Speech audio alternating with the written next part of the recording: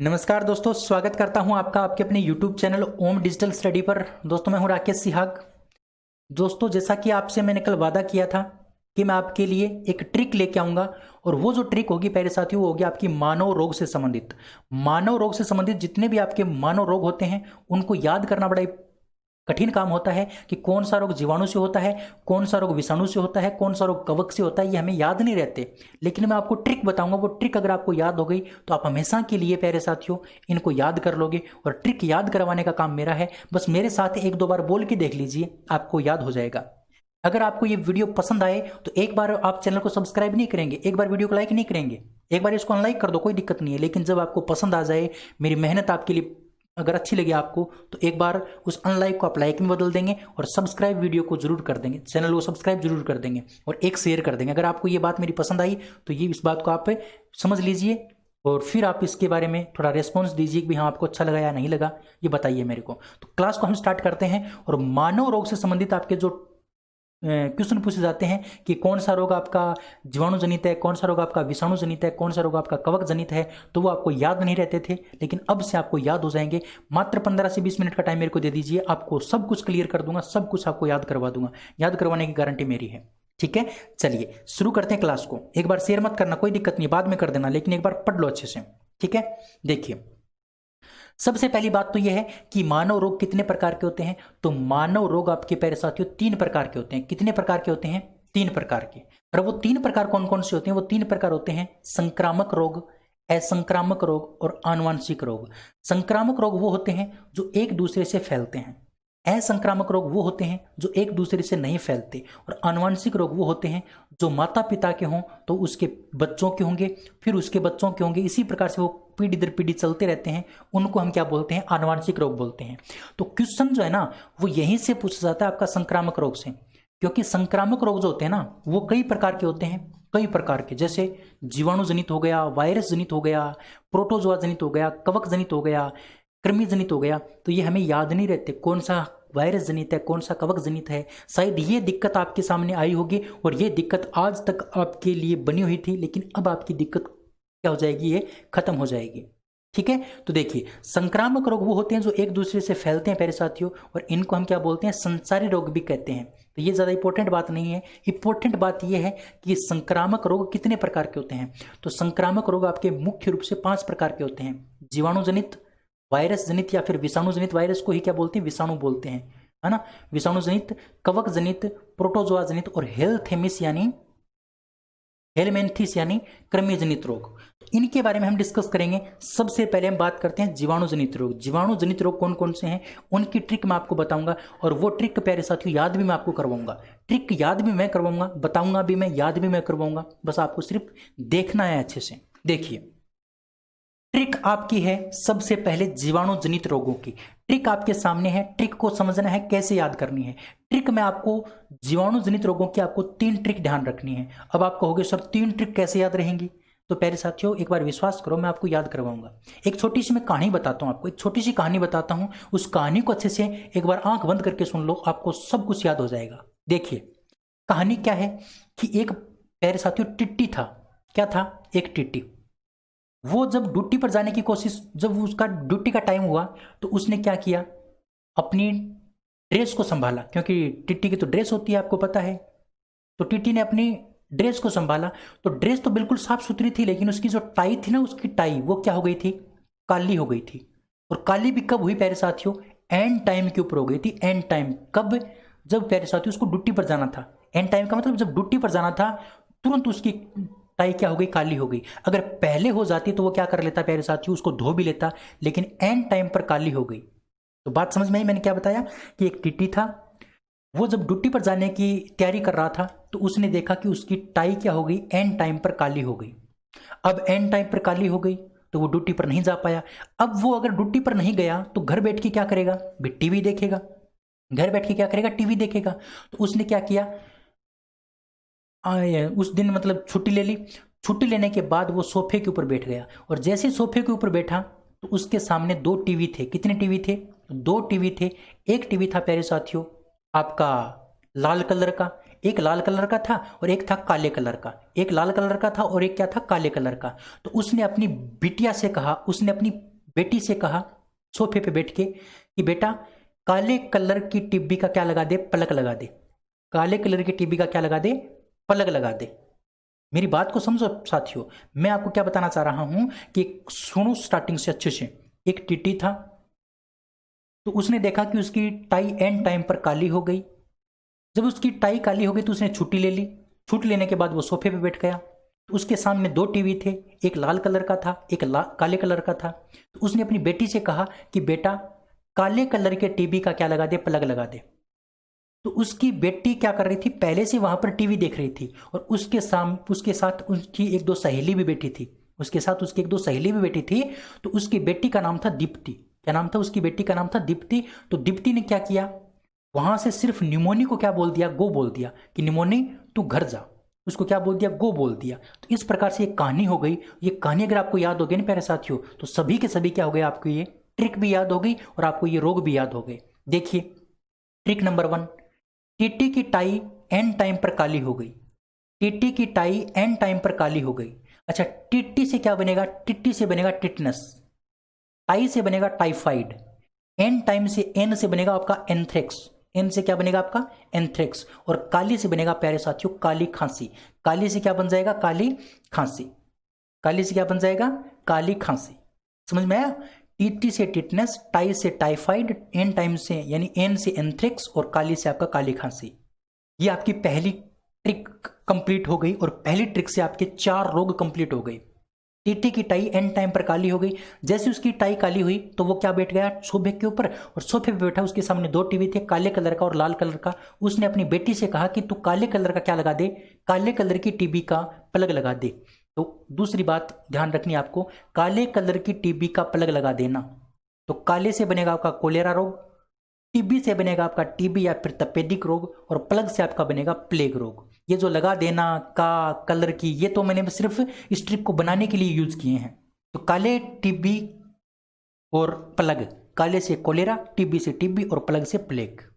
अच्छा, तीसरी ट्रिक मैंने आपको बताया था कि जैसे उसने प्लग लगाया, प्लग लगाने के बाद दीप्ति उसकी बेटी का नाम था, दीप्ति ने क्या किया, वहां पर जो उनकी सहेलियां बैठी थी उसमें से सिर्फ निमोनी को क्या बोल दिया, घर जाने के लिए गो बोल दिया। उसने बोला कि निमोनी गो, यानी निमोनी तुम जाओ। तो दीप्ति ने सिर्फ किसको गो कहा, निमोनी को गो कहा।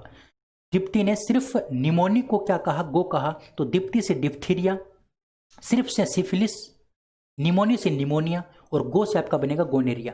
गो से क्या बन जाएगा, गोनेरिया। तो ये कितने रोग हो गए प्यारे साथियों, ये आपके हो गए 1 2 3 4 5 6 7 8 9 10 11 रोग कंप्लीट हो गए आपके। किससे होने वाले हैं ये जीवाणु से होने वाले रोग हैं। अब इनमें से अलग आपका कभी भी कुछ भी नहीं आएगा, ये बात आपको ध्यान रखनी पड़ेगी। इनमें से अलग आपका कुछ भी नहीं आएगा, ठीक है, बिल्कुल।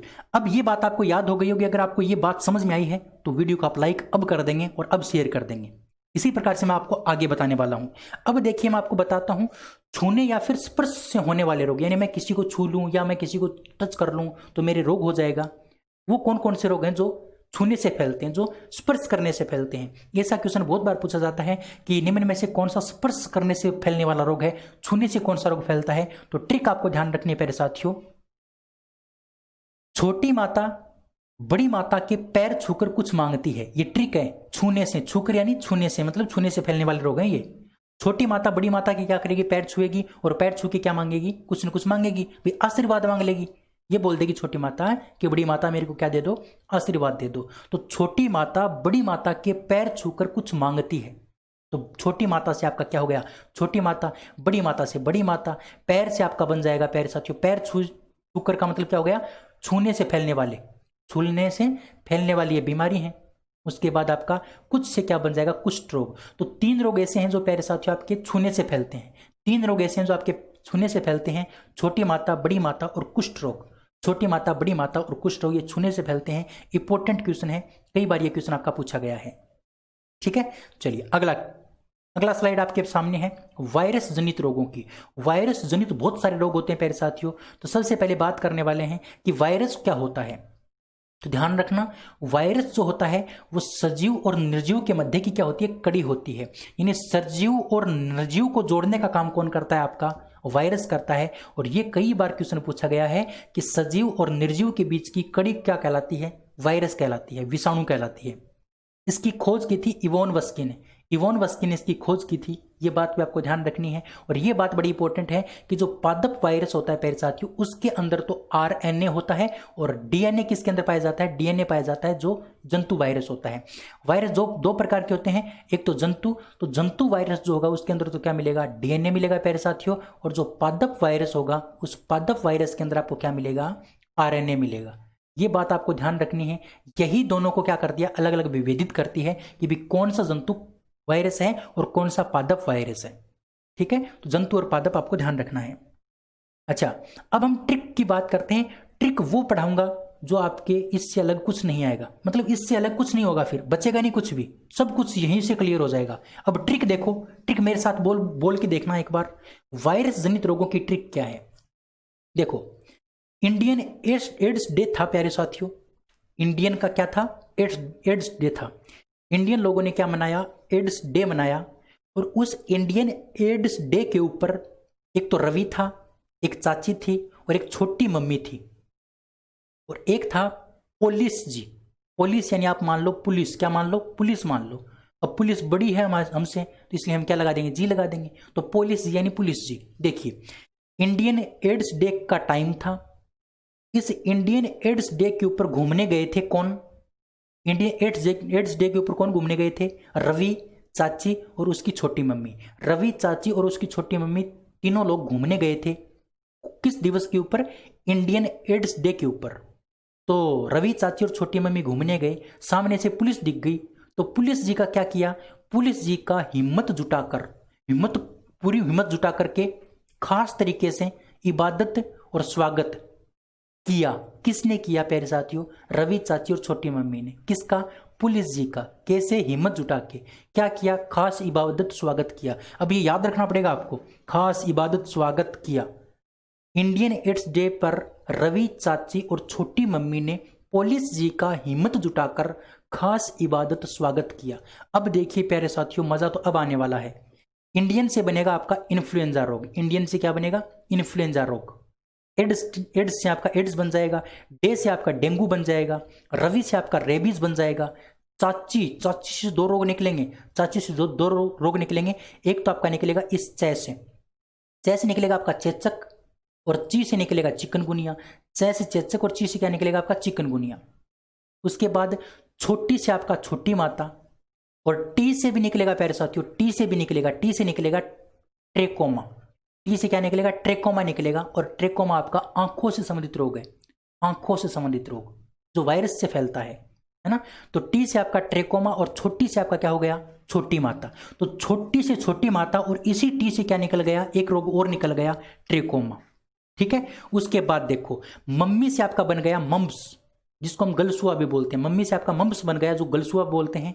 ने से क्या बनेगा आपका निपाहा, जिसको हम एनसिफेलाइटिस भी बोलते हैं, निपाहा। उसके बाद पोलिस से आपका पोलियो बन गया। उसके आगे देखो जीका से आपका बन गया जीका रोग। जीका वायरस होता है, जीका रोग होता है एक प्रकार का। हिम्मत से आपका बन गया हेपेटाइटिस। जुटाकर से दो रोग निकलेंगे जुटाकर से। एक तो आपका निकलेगा जुकाम, जू से जुकाम, और जू या फिर जुटाकर से जापानी एनसेफेलाइटिस। ये एक प्रकार की दिमागी बुखार होती है, जापानी एनसेफेलाइटिस। तो जुटाकर से आपके दो रोग निकल गए, एक तो जुकाम निकल गया और एक आपका जापानी एनसेफेलाइटिस निकल गया। उसके बाद खास से आपका खसरा, खास से आपका क्या निकल गया, खसरा। इबादत से आपका इबोला, और स्वागत से आपका निकल गया प्यारे साथियों स्वाइन फ्लू। ये सभी के सभी रोग आपके क्या होते हैं, वायरस जनित रोग होते हैं। सभी के सभी वायरस जनित रोग होते हैं। एक बार फिर से इसको रिपीट कर लीजिए मेरे साथ, एक बार फिर से रिपीट कर लीजिए। देखिए, इंडियन एड्स डे पर रवि, चाची और छोटी मम्मी ने पुलिस जी का हिम्मत जुटाकर खास इबादत स्वागत किया। एक बार बोल के देख लो प्यारे साथियों, बोलने में कोई हर्ज नहीं है, कोई शर्म की बात नहीं है। जितना बोलोगे उतना ज्यादा याद रहेगा। इंडियन से आपका बनेगा इन्फ्लुएंजा, एड्स से आपका बनेगा एड्स, डे से डेंगू बनेगा, रवि से रेबीज बनेगा, चाची से दो रोग निकलेंगे। चाची से कितने रोग निकलेंगे, साची से आपके 2 रोग निकलेंगे। एक रोग का नाम आपका होगा प्यारे साथियों चेचक, एक का नाम चेचक होगा, और ची से आपका निकलेगा चिकनगुनिया। ठीक है, छोटी से भी आपके 2 रोग निकलेंगे, एक तो छोटी से छोटी माता, और एक टी से आपका निकलेगा ट्रेकोमा। मम्मी से आपका मम्स हो गया, ने से आपका निपाह रोग हो गया, पोलिस से आपका पोलियो रोग हो गया, जीका से आपका जीका वायरस हो गया, हिम्मत से आपका हिपेटाइटिस हो गया। जुटाकर से 2 रोग निकलेंगे, एक तो आपका निकलेगा जुकाम, जो हमारा साधारण जुकाम होता है वो एक प्रकार का क्या होता है प्यारे साथियों, साधारण जुकाम एक प्रकार का हमारा वायरस जनित रोग होता है। और जू से ही क्या निकलेगा प्यारे साथियों, जापानी एनसेफेलाइटिस, जापानी एनसेफेलाइटिस। खास से आपका खसरा बनेगा, इबादत से आपका इबोला बनेगा, और स्वागत से आपका क्या बनेगा, स्वाइन फ्लू बनेगा। तो ये आपके थे वायरस जनित रोग। उम्मीद करता हूं ये बात आपको समझ में अच्छे से आ गई होगी। ठीक है, चलिए अगला क्वेश्चन, प्रोटोजोआ जनित रोग। अब प्रोटोजोआ जनित रोग कौन कौन से हैं, देखिए प्रोटोजोआ जनित रोगों की ट्रिक आपको ध्यान रखनी है।